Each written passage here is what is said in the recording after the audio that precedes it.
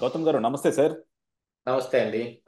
గౌతమ్ గారు, తెలుగు రాష్ట్రాలు ఎప్పటి నుంచో ఎదురు చూస్తున్నాయి. మనకి 2014లో తెలుగు రాష్ట్రాలు రెండుగా విభజించబడ్డాయి.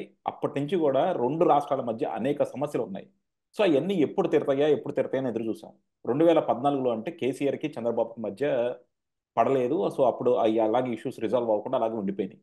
సో ఆ తర్వాత 2019లో చూసుకుంటే కేసీఆర్ మిత్రుడు పరిపాలిస్తా ఉన్నారు ఆంధ్ర రాష్ట్రాన్ని. సో తోడు ఇద్దరు దొంగలు అనొచ్చండి. ఇద్దరు దొంగలు పరిపాలిస్తా ఉన్నారు అంటారా? తోడు దొంగలు. తోడు దొంగలు. Okay, okay.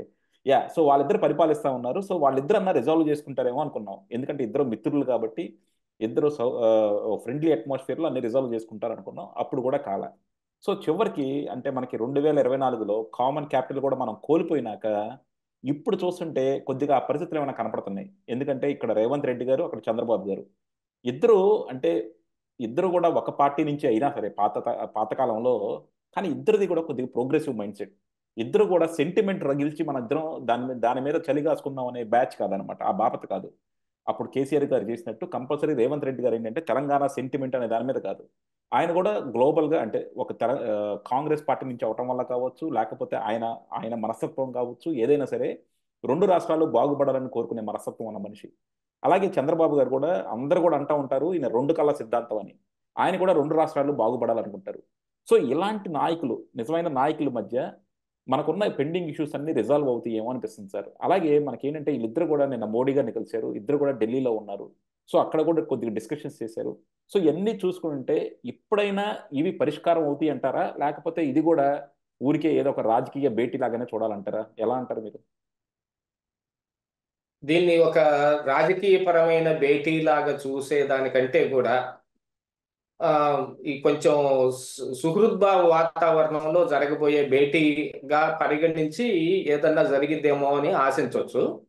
కానీ ఇందులో ఉన్న ఫ్లాస్ కానీ ఇందులో ఉన్న ఇవి కానీ మనం ఒకసారి వాటిని కూడా దృష్టిలో పెట్టుకుంటే ఆచరణలోకి రావడానికి ఏమాత్రం సాధ్యపడవచ్చు అనే వాటన్నిటినీ మనం బేరీజు వేసుకోవాలి. మీరు అన్నట్టుగానే 2014 నుంచి 19 వరకు చంద్రబాబు నాయుడు ఆంధ్రప్రదేశ్ రాష్ట్రానికి సీఎంగా ఉన్నాడు. కేసీఆర్ తెలంగాణకి. అప్పుడు తేలవలసిన ఈ ఆస్తుల పంపకం కానీ, విద్యుత్ బకాయి బిల్లులు కానీ, మిగతా అన్ని ఏవైనా సరే తేల్చుకోవాల్సిన సమయం, క్రిటికల్ సమయం అది. కానీ అప్పుడు కేసీఆర్ అడుగడుగున వీటికి మోకాలు అడ్డం పెట్టి మొత్తాన్ని కుంపు కుంపు చేసేశాడు.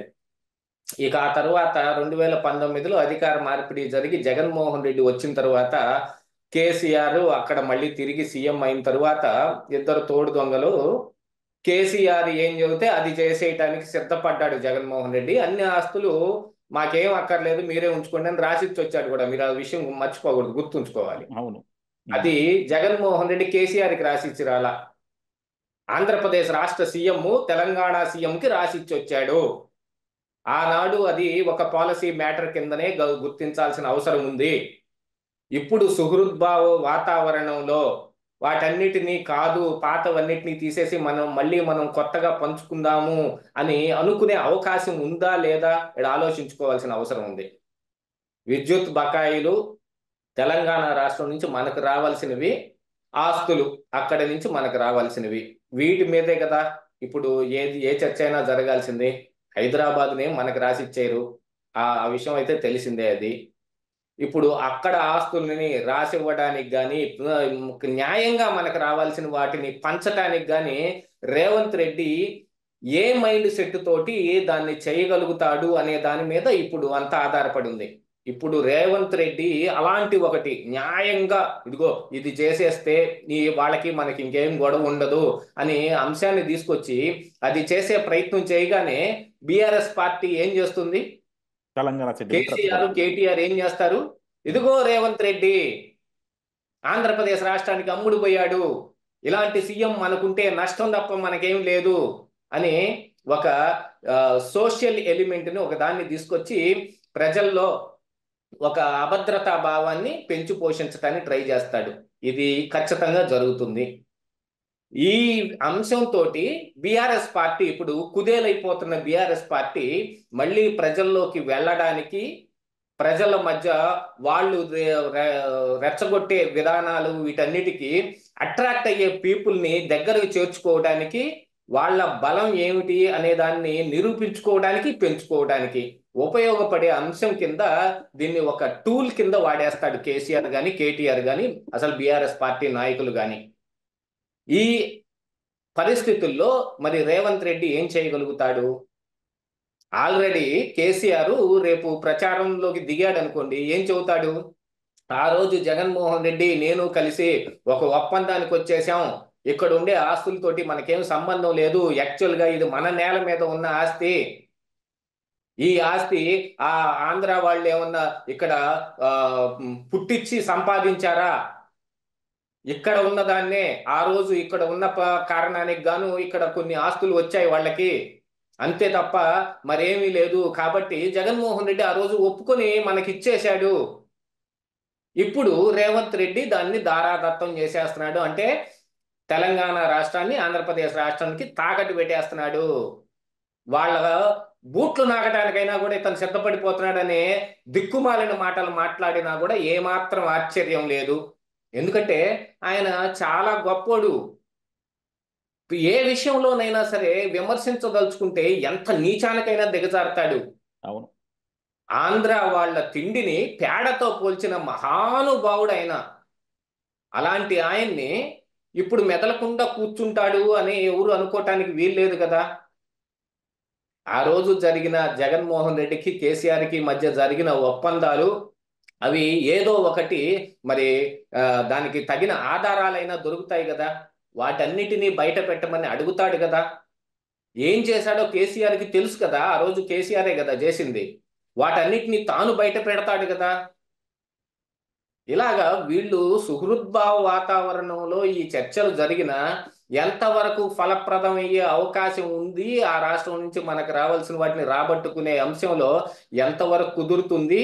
ఇప్పుడు విద్యుత్ బకాయిలు అని అంటే అవి మరి డబ్బు రూపాన చెల్లిస్తారా, మరి ఇతర రూపాన ఏమైనా చెల్లించే అవకాశం ఏదైనా ఉందా? ఆ రాష్ట్రం నుంచి ఈ రాష్ట్రానికి ఇలాగ ఒక బకాయి రావాలి అని అంటే ఏమన్నా కుదిరే పనేనా? ఆ విషయం కూడా ఆలోచించుకోవాలిగా. వీటన్నిటికీ మధ్యవర్తిగా మళ్ళీ కేంద్ర ప్రభుత్వం ఏమైనా ఉండాల్సిన పరిస్థితి వస్తే మోడీ, అమిత్ షాలు ఏం చేస్తారు? ఈ రెండు రాష్ట్రాల మధ్య ఇలా సయోధ్య కుదరటానికి ఒప్పుకుంటారా వాళ్ళు? చాలా అంశాలు దీని మీద ఆధారపడి ఉన్నాయి. ఏ ఒక్కదాన్నో వెంటనే అయిపోతుంది అని అనుకుంటానికి ఈరోజు పరిస్థితులు అంత అనుగుణంగా లేవు. రాజకీయాలు భ్రష్టు పట్టిపోయి ఉన్నాయి. ఎలాంటి నీచానికైనా దిగజారుతూ ఉన్నారు. ఎన్ని మాటలైనా అంటూ ఉన్నారు. కుట్రలకి పాల్పడుతూ ఉన్నారు. అనేక రకాలైన నోషన్స్ అన్ని ఇప్పుడున్న నాయకులకు ఉన్నాయి. ఇంకా ఆంధ్రప్రదేశ్ రాష్ట్రం ఎంత బాగుపడిపోతే తెలంగాణ రాష్ట్రం అంత ఇరుకును పడిపోతుంది అనే ప్రచారం కేసీఆర్ తీసుకొచ్చినా కూడా తీసుకొస్తాడు.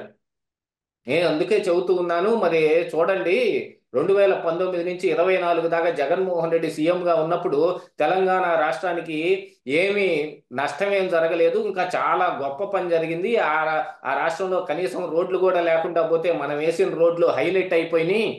ఆ రాష్ట్రంతో పోల్చుకుంటే తెలంగాణ ఎక్కడికి వెళ్ళిపోయింది. అలాంటి బంగారు తెలంగాణని నేను సాధిస్తే రేవంత్ రెడ్డి మీ అందరినీ మోసం చేసి అది ఆ విషయం మీకు కనపడకుండా చేసి మిమ్మల్ని మభ్యపెట్టి మాయ చేసి మీ ఓట్లన్నింటినీ దొంగలించాడు. ఇప్పుడు చూడండి అతను రేవంత్ రెడ్డి అసలు రంగు బయటపడిపోయింది అనే ఒక్క మాట కోసమైనా సరే ఇప్పుడు రేవంత్ రెడ్డి అడకత్తెరలో పడిపోతాడు. అలాంటి వాతావరణం ఉంది ఈ రోజున. ఈ రోజుకి కూడా ఆంధ్ర వాళ్ళంటే ఏదో దోపిడీదారులు, దొంగల ముఠ, బందిపోట్లు మన మీద పడి దోచుకుంటానికి వచ్చారు అని మాట్లాడుతున్న నాయకులు ఇంకా తెలంగాణలో ఉన్నారు అని నమ్మే ప్రజలు కూడా కొంతమంది ఉన్నారు. అది ఆ నాయకుల్ని గుడ్డిగా ఫాలో అయ్యే ప్రజలు కూడా దాన్ని ఖచ్చితంగా నమ్ముతారు. మరి ఇలాంటి వాతావరణంలో ఎలాగా ఈ పంపకాలన్నీ జరుగుతాయి, అక్కడి నుంచి రావాల్సినవి వస్తాయి. ఇక ఆ ఉమ్మడి రాజధానిగా హైదరాబాద్ కూడా సమయం అయిపోయింది కాబట్టి ఇక తెలంగాణ రాష్ట్రంతో మనకి ఏం సంబంధం లేదు. ఆ విషయాన్ని ఇక అందరూ ఒప్పేసుకోవాల్సిందే కదా. ఇంకా అక్కడ ఆస్తుల గురించి ఇక్కడ కోసం అని మరి మనకు జరిగే నష్టం గురించి ఎవడు పట్టించుకుంటాడు అని మన వాళ్ళు అందరూ గగ్గోలు పెట్టి అరవచ్చు ఏడవచ్చు. కానీ ఒరిజినల్ గా ఉన్నది మ్యాటర్ ఏమిటి అనేది ఒకసారి మనమే పరిశీలించుకోవాలి, ఆత్మవిమర్శ చేసుకోవాలి. మనకి నష్టం కలుగుతున్నప్పటికీ కూడా మరి రాజకీయంగా వాళ్ళిద్దరికి ఏమి లాభం జరుగుతుంది అనే దాన్ని వాళ్ళు చూసుకుని ఆ రోజున కేసీఆర్ గాని జగన్మోహన్ రెడ్డి గాని ఒప్పందం కుదుర్చుకున్నారు. అదే కేసీఆర్ చంద్రబాబు నాయుడు ఉన్నప్పుడు ప్రతిదానికి కేసీఆర్ అడ్డం పడి ఆపేసేవాడు. ఎందుకు ఆగిపోయింది ఆ రోజు, ఎందుకు తేలలేదు? సుహృద్భావ వాతావరణంలో జగన్మోహన్ రెడ్డితో ఆయన తేల్చుకోగలిగాడు. ఎందుకంటే మొత్తం మనకే ఇచ్చేసి మన ఇక్కడ వదిలేసి మీరు వెళ్ళిపోండి, అదే కదా న్యాయం అని అంటే ఈయన తలకాయ ఊపి వచ్చేసాడు. దానికి కావలసిన కాగితాలు ఏమన్నా ఉంటే అక్కడ అధికారులు రెడీ చేసి ఉంటారు, ఇక్కడ అధికారులు సంతకం పెట్టి కూడా వచ్చి ఉంటారు. చిట్ట చివరికి తెలంగాణలో ఎన్నికలు జరుగుతూ ఉంటే చిట్ట చివరి పొద్దున ఎన్నికలు అనగా అతని కోసం మరి ఇక్కడ నాగార్జున సాగర్ డ్యామ్ మీద పోలీసులను పంపించినంత మహాగణుడు మన జగన్మోహన్ రెడ్డి. ఏం చేసుకోవాలి? ఇలాంటి ఈ ఈ పరిస్థితుల్లో ఉన్న ఈ సమస్యల మొత్తాన్ని పరిష్కరించుకోవడానికి ఖచ్చితంగా ఇందులో మధ్యవర్తుల అవసరం వస్తుంది. ఎవరైనా సరే దీన్ని ఇనిషియేటివ్గా తీసుకొని ఇదిగో ఈ రకంగా చేసుకోండి అని చెప్పవలసిన అవసరం ఉంది. ఇక్కడ ఇద్దరు సంయమనంగా ఒకళ్ళు చెప్పింది ఒకళ్ళు వినే అవకాశం ఉన్నా కూడా ఇప్పుడు ఈ వాళ్ళిద్దరికి సంబంధించిన అంశం కాదు ఇది, రేవంత్ రెడ్డికో చంద్రబాబు నాయుడుకో. ఇది తెలంగాణకి ఆంధ్ర రాష్ట్రానికి మధ్య నలుగుతున్న సమస్య. దీన్ని ఖచ్చితంగా కేంద్రం కలగజేసుకోవాల్సిన అవసరం ఉంది. కేంద్రం మూడోది వచ్చి పంచిందంటే ఇప్పుడు పిల్లిపోరు ఏదో చెబుతారు చూడండి, కోతికి రొట్టెని మిగిల్చిందని. ఆ సామెతలో మరి కేంద్రం ఏమి వాళ్ళేం దొబ్బుకుపోతారో తెలియదు. వాళ్ళకి ఎన్ని రకాలైన ప్లాన్స్ ఉంటాయో కేంద్రంలో ఉన్న మోడీకి అమిత్ షాకి ఎన్ని రకాల ప్లాన్స్ ఉంటాయో వాళ్ళకి తెలిసిందే. అటు తెలంగాణలో నిండుగా పాగా వేసేయాలి, ఆంధ్ర రాష్ట్రంలో బొక్క పెట్టాలి, చిన్నగా ఇక్కడ కూడా పెరగాలి, అది వాళ్ళ ఉద్దేశం. అక్కడ మళ్ళీ కాంగ్రెస్ గవర్నమెంట్ ఉంది, ఇండి కూటమితోటి ఈ నరేంద్ర మోడీకి అమిత్ షాకి ఉన్న వైరం ఏంటి మనకి తెలుసు. మరి ఇక్కడ చంద్రబాబు నాయుడు ఎన్డీఏ కూటమిలో ఉన్నాడు.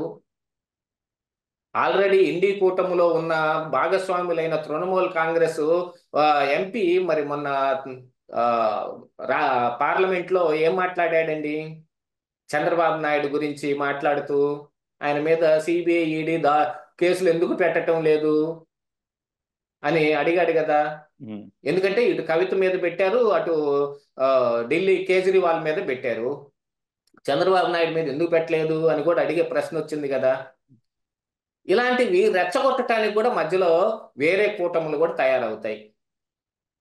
వీటన్నిటిని దృష్టిలో పెట్టుకొని చర్చలు ఏం ఫలవంతం అవుతాయి అనే దాని మీద ఒకంత సందిగ్ధమే ఉంది. కాకపోతే ఇద్దరు వీటికి భయపడకుండా, ఇలాంటి వాటికి వెరవకుండా ఖచ్చితంగా మనం తేల్చుకుందాం, మనది మనం చూసుకుందాం అని అనుకున్నప్పటికీ కూడా వాళ్ళకి ఏదో ఒక అడ్డంకులు వచ్చి మీద కూర్చుంటాయి. అసలు ఈ మీటింగు, ఈ ఆస్తులు పంపకాలు, ఈ సెటిల్మెంట్ల గురించి బీఆర్ఎస్ పార్టీ వెయిట్ చేస్తున్నట్టుగా కూడా సమాచారం వస్తుంది. వస్తాడుగా రాని, మనకి రేవంత్ రెడ్డి చంద్రబాబు నాయుడు ఇద్దరు మన చేతికి చిక్కుతారు అని వాళ్ళు వెయిట్ చేస్తా ఉంటే నిన్న రాత్రికి రాత్రి మరి రేవంత్ రెడ్డి గేట్లు ఎత్తి బీఆర్ఎస్ లోంచి జనాలు తీసుకొచ్చి ఇందులో కలిపేసుకున్నాడు. ఇంకా ఇదేమవుతుంది? మండుతున్న అగ్నికి ఆజ్యం పోసినట్టు అవుతుంది, ఇంకా ఘనఘన మండుతుంది.